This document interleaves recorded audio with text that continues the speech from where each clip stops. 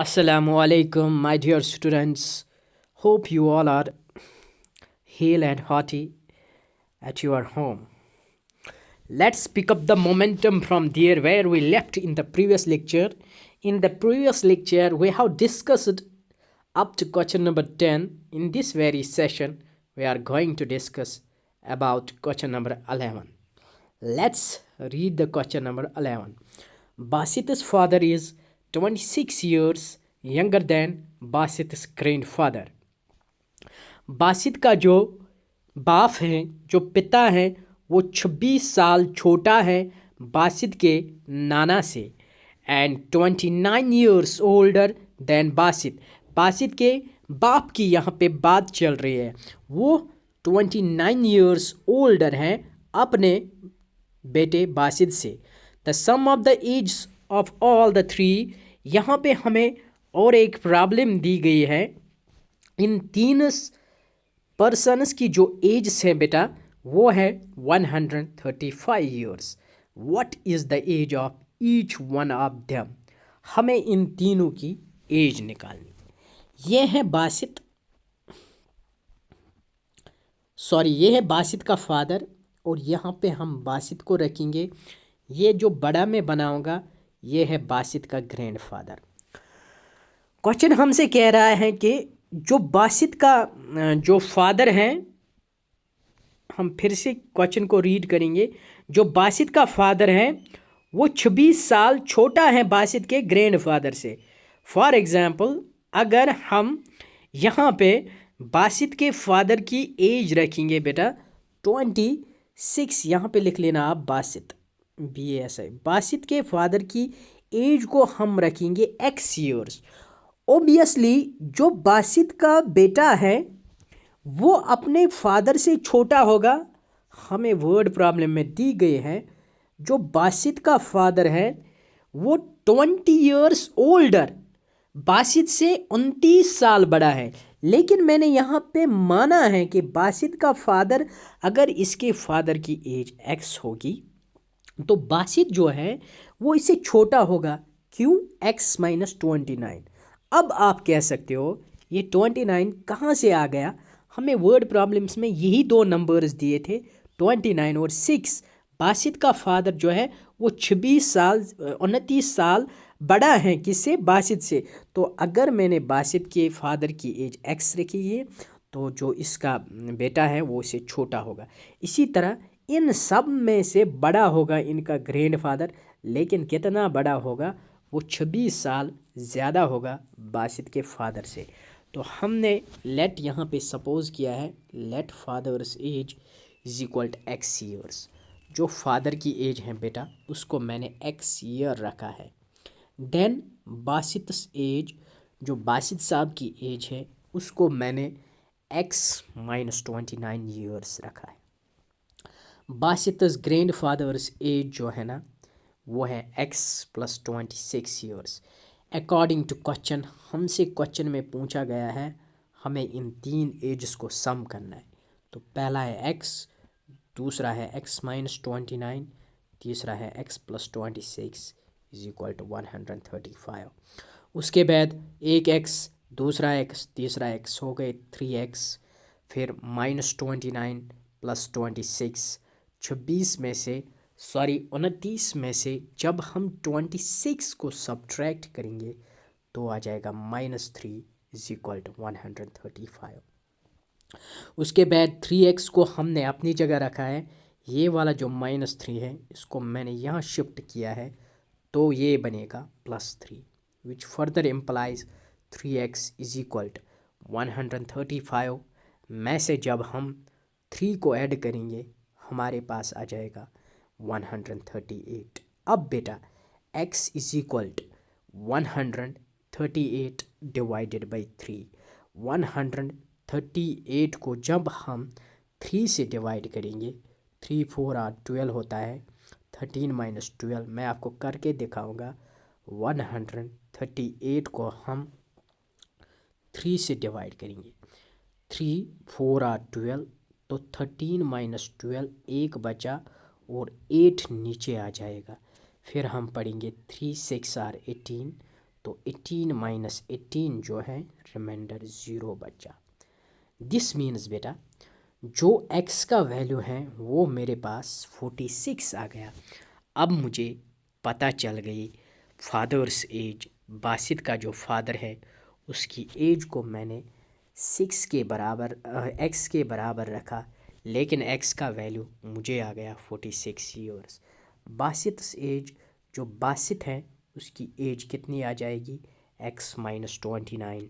x है हमारे पास 26, इसमें से जब हम 29 को सब्ट्रैक्ट करेंगे 16, 6 में से 9 नहीं हो जाएगा, 16 माइनस 9 इज़ 7, 3 माइनस 2 इज़ 1। जो बासित है बेटा उसकी एज 17 ईयर्स आ जाएगी। उसके बाद जो ग्रैंड फादर्स एज हैं वो हमने बराबर रखी थी x प्लस 26, x है 46 प्लस 26। अब हम इसको ऐड करेंगे, 6 प्लस 6 होता है 12, एक आएगा carry, 4 plus 2 is 6, 6 plus 1 is 72। जो बासित के ग्रैंड फादर की एज है वो 72 ईयर्स। आपको अब बेटा साफ साफ दिख रहा है, उनमें से सबसे बड़ा था उनका ग्रैंड फादर, फिर बासित का फादर था, सबसे छोटा था Basit itself. Hope you have understood this question. उसके बाद question number 12, 15 years from now. From now होता है आफ्टर, फ्रॉम नाउ जब भी होगा तो आपको आफ्टर लिखना है, आपको अपनी वर्ड प्रॉब्लम में प्लस करना है। Rafiq's age will be 4 times his present age. अगर रफ़ीक की प्रेजेंट एज x होगी 4 साल के बाद, 15 साल के बाद इसकी जो एज होगी वो 4 टाइम्स होगी, 4 गुना होगी उसकी प्रेजेंट एज से।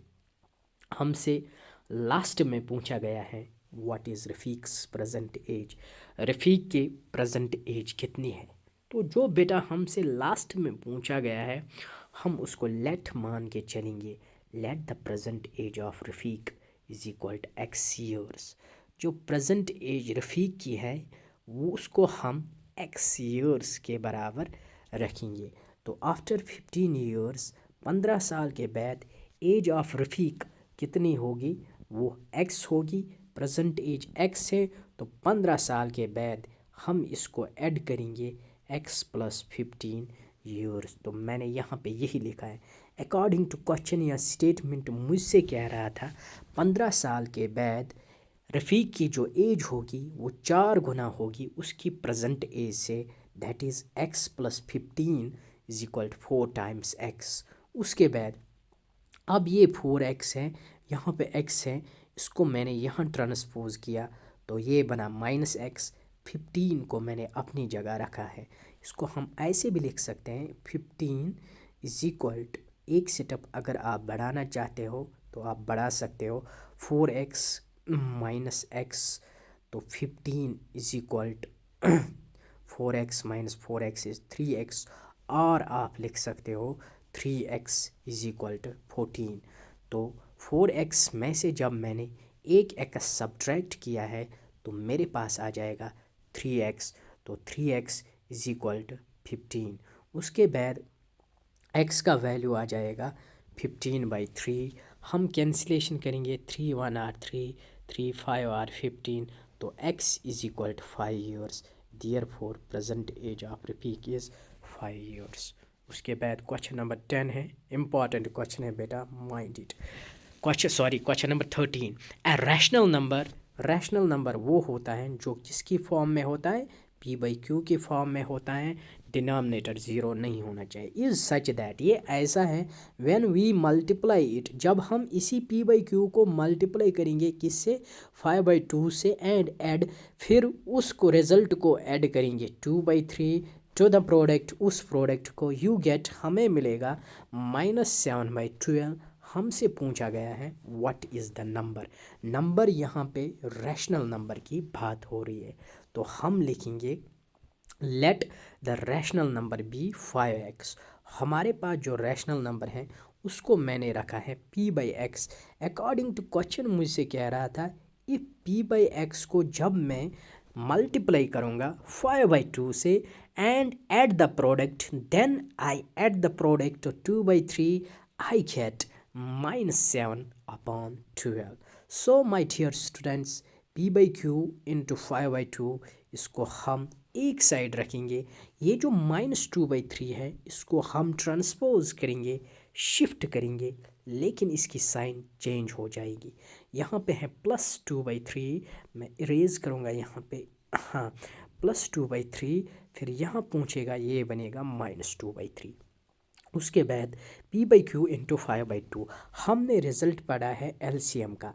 अगर पहला नंबर दूसरे नंबर का मल्टीप्लाई होगा तो एलसीएम में आपका दूसरा नंबर आता है। जैसे 3 है, 3 मल्टीप्लाई है किसका, 12 का, 3 4 आर 12, तो दिस मीन्स एलसीएम यहाँ पे आ जाएगा बिगर नंबर। तो मैंने यहाँ पे लिखा है बेटा 12, समझ आया। उसके बाद अब इस 12 को जब हम 1 से मल्टीप्लाई करेंगे वो 12 आ जाएगा, वो यहाँ पे, फिर 7 को 1 से मल्टीप्लाई करेंगे -7 आ जाएगा। अब जब हम 3 को 4 से मल्टीप्लाई करेंगे वो 12 आ जाएगा। इसी तरह 2 को भी 4 से जब मल्टीप्लाई करेंगे वो 2 4 आर 8 -8 आ जाएगा।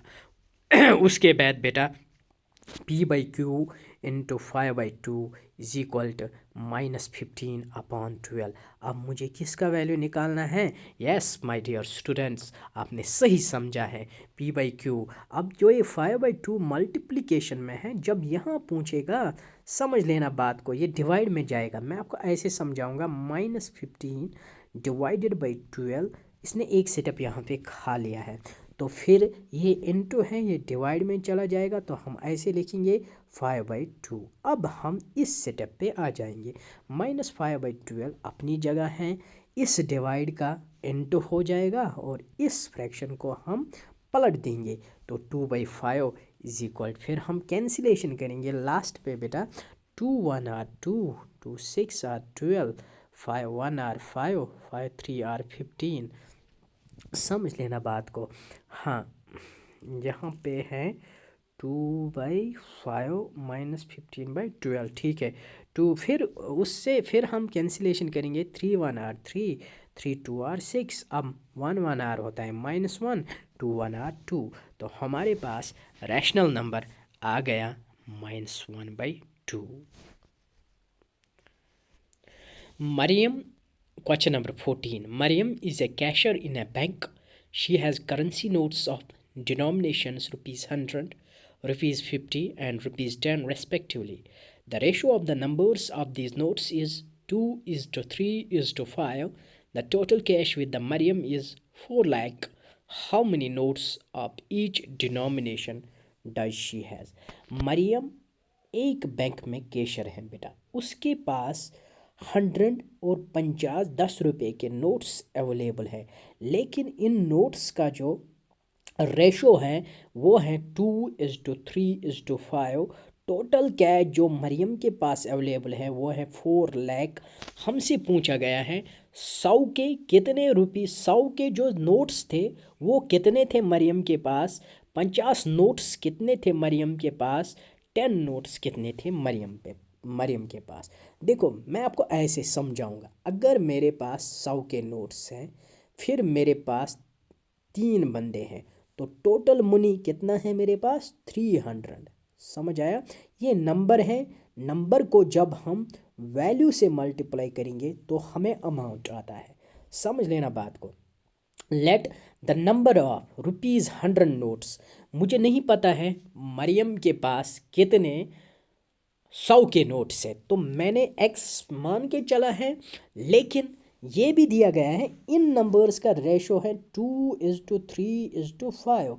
मैंने आपको पहले ही बताया रेशो होता है सिंपलेस्ट, तो 100 के नोट्स उसके पास होंगे 2x, रेशो से ज़्यादा ही होंगे। इसी तरह number of 50 notes is equal to 3x, number of 10 rupees notes is equal to 5x। Total money she had, जैसे मैंने आपको समझाया, अगर मेरे पास 100 के नोट्स हैं और मेरे पास टोटल 3 पर्सनस हैं, 100 के 3 नोट्स हैं, मेरे पास 100 के 3 नोट्स हैं, तो टोटल मनी कितना है मेरे पास, 300। तो वही कंसेप्ट हमने यहाँ पे लगाया है। Therefore total money she had, 2x को 100 से मल्टीप्लाई करेंगे, 3x को 50 से मल्टीप्लाई करेंगे, 5x को 10 से मल्टीप्लाई करेंगे। अब बारी बारी से हम मल्टीप्लाई करेंगे। 2 इंटू 100 होता है 200x, 3 इंटू 15 होता है 150x, 5x into 10 is 50x। जब हम इनको सम किया है तो 400x टोटल मनी, जो टोटल मनी मेरे पास है वो 400x है, लेकिन क्वेश्चन में दिया गया है टोटल अमाउंट मरियम के पास था 4 लाख, तो 400x को मैं बराबर रखूँगा 4 लाख के बराबर। क्यों? क्योंकि टोटल अमाउंट जो मरियम के पास था वो था 4 लाख। अब देखो ये 4 लाख इस 400 से डिवाइड हो जाएगा, तो ज़ीरो और 2 ज़ीरोज़ कैंसिल हो जाएंगे। फिर हम 4 से कैंसिलेशन करेंगे, 4 1 आर 4, और आगे हम 3 ज़ीरोज़ लगाएंगे, तो x का वैल्यू मेरे पास 1000 आ गया। अब मैं आराम से बता सकता हूँ मरियम के पास 100 के नोट्स कितने थे। 2 into x means 2 into 1000 is equal 2000। इसी तरह नंबर ऑफ 50 नोट्स उसके पास थे कितने, 3 इंटू 1000 मीन्स 3000। समझ आया? समझ आया? 3x थे, x का वैल्यू है 3000। समझ आया? उसके बाद नंबर ऑफ 10 रुपीज़ नोट्स कितने थे, 5x, 5 into 1000 is equal to 5000। समझ आया बेटा? तो इसका मतलब है अगर हम यहाँ पे देखेंगे, यहाँ पे अमाउंट कितना आ जाएगा, 2000 इंटू 100, 2 1 आर 2, बाकी कितने ज़ीरोज़ आए, यहाँ पे 2 लाख आएंगे, यहाँ पे आपका 1.5 लाख आ जाएगा 1.5 लाख, तो यहाँ पे आपके आ जाएंगे 50, इसके 10 के नोट्स 5000 हैं, तो यहाँ पे आपके आ जाएंगे 50,000। तो जब आप टोटल करोगे, टोटल आपका आ जाएगा 4 लाख। देखो कैसे, 2 + 1 is 3 lakh, 3 plus this 50,000 plus this 50,000 is 4 lakh. तो टोटल रुपीज़ इसके पास 4 लाख थी। I hope you have enjoyed this session. Inshallah, in the last session, we will discuss the remaining 3 questions. Till then, take care. Fi amanillah. Have a nice day.